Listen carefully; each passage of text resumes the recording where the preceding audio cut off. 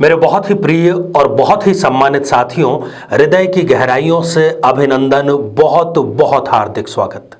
साथियों, इन दिनों हम चर्चा कर रहे हैं शादी में होने वाली अननेसेसरी, अनावश्यक देरी के बारे में।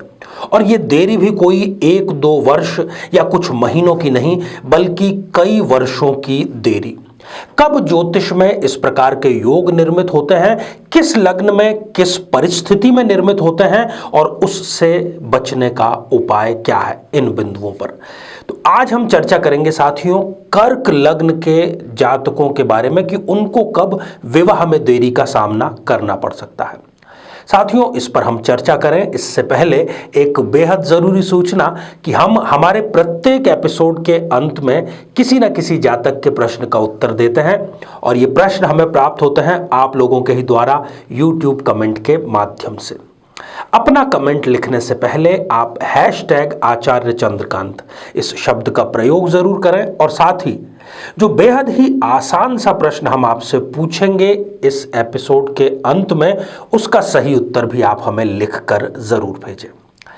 साथियों, भारत की यदि मैं बात करूं तो कन्या को विवाह के पश्चात अपना घर, अपने पिता का घर छोड़ करके एक नए घर में जाना पड़ता है, अपने पति के घर में जाना पड़ता है और फिर वही उसका घर होता है। एक ऐसा योग जो कि ये निर्मित करता है कि कोई कन्या अपने पिता के घर ज्यादा से ज्यादा समय तक यदि रहेगी तो इसको आप दूसरे अर्थों में भी देख सकते हैं। एक तरफ उस कन्या की कुंडली में योग है पिता के घर में ज्यादा रहने का, तो इसका असर क्या होगा? उसका विवाह विलंब होना। पिता के घर में रहने का अर्थ यही है।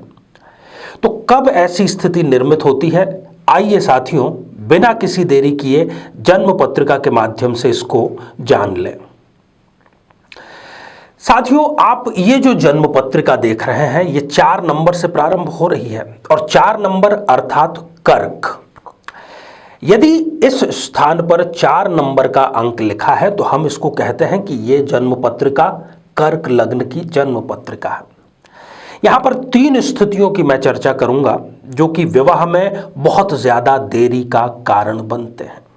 सबसे पहली स्थिति, यदि सप्तम भाव जो कि रिलेशनशिप का, विवाह का, शादी का, मैरिज का भाव है, यदि वहां पर शनि और चंद्रमा इन दोनों का योग है, दोनों साथ में बैठे हुए हैं, विष दोष का निर्माण कर रहे हैं और साथ ही लग्न में बैठ करके सूर्य सप्तम भाव को देख रहा है, ये स्थिति व्यक्ति को अननेसेसरी डिले विवाह में अवश्य कराती है। कई बार तो ये जातक को 40 वर्षों तक विवाह के लिए प्रतीक्षा करवाती है। शनि यहां पर स्वग्रही है। ऐसा व्यक्ति जो है वो धनी बहुत होगा, उसको धन की किसी भी प्रकार की कमी नहीं रहेगी।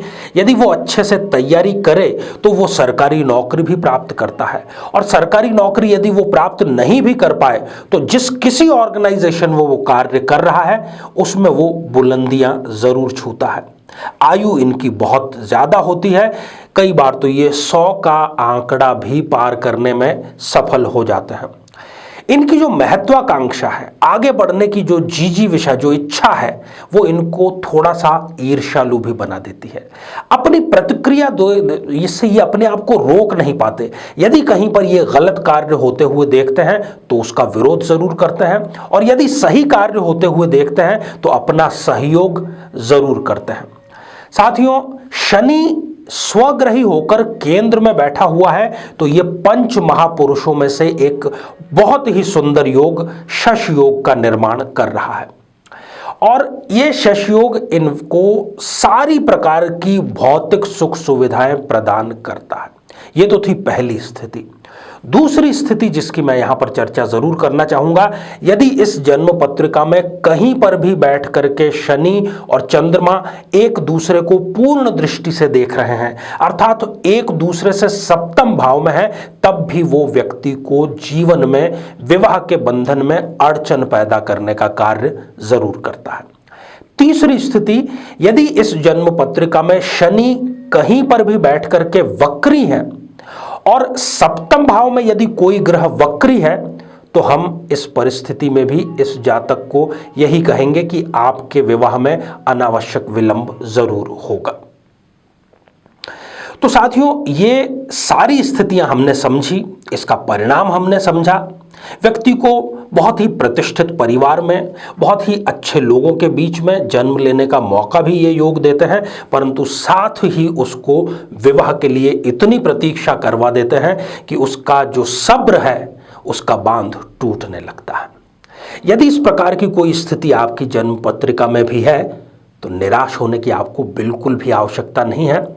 एक बेहद ही आसान सा आप उपाय करिए और 3 सप्ताह की मैं बात कर रहा हूं, 3 सप्ताह के भीतर ही एक बहुत सुंदर रिश्ता आपके लिए आएगा। शनिवार को आपको केवल ये उपाय करना है, अपनी माता के समान कोई भी विधवा स्त्री, शनिवार को आप उन्हें वस्त्र भेंट करिए और उनका आशीर्वाद लीजिए। साथियों, यकीन मानिए इस प्रयोग में सफलता की दर 100% है। ये आप जरूर करें और इससे लाभ आप जरूर प्राप्त करें। तो साथियों, अब हम बढ़ते हैं आज के हमारे कमेंट के चरण की ओर। आज हमने कमेंट शामिल किया है ऋतु मुरलीधर का, जो कि उन्होंने लिखा है कोट्टायम केरल से। आपने जानना चाहा है कि आपकी जो पुत्री है उनका तलाक ऑलरेडी हो चुका है, दूसरा विवाह होगा या नहीं होगा, होगा तो कब होगा। ऋतु जी, आपकी बेटी की जन्म पत्रिका का विश्लेषण किया। प्रथम विवाह में जो उनके तलाक हुआ, सप्तमेश उनका अस्त था, इस वजह से हुआ। परंतु मैं आपको आश्वस्त करना चाहता हूं कि उनका दूसरा विवाह सफल रहेगा, क्योंकि उनका जो द्वितीय विवाह का लॉर्ड है वो सप्तम भाव में जाकर के बैठा है।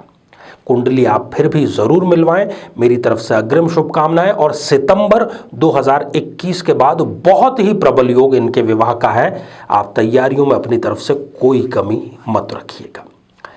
तो साथियों, ये था हमारा आज का आर्य सत्य। अब आज का बेहद ही आसान सा प्रश्न आपसे पूछा जा रहा है। आज चर्चा के दौरान हमने कर्क लग्न की चर्चा की, शनि की चर्चा की।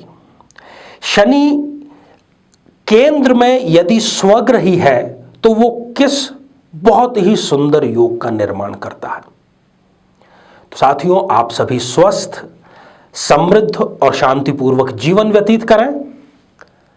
नमस्कार।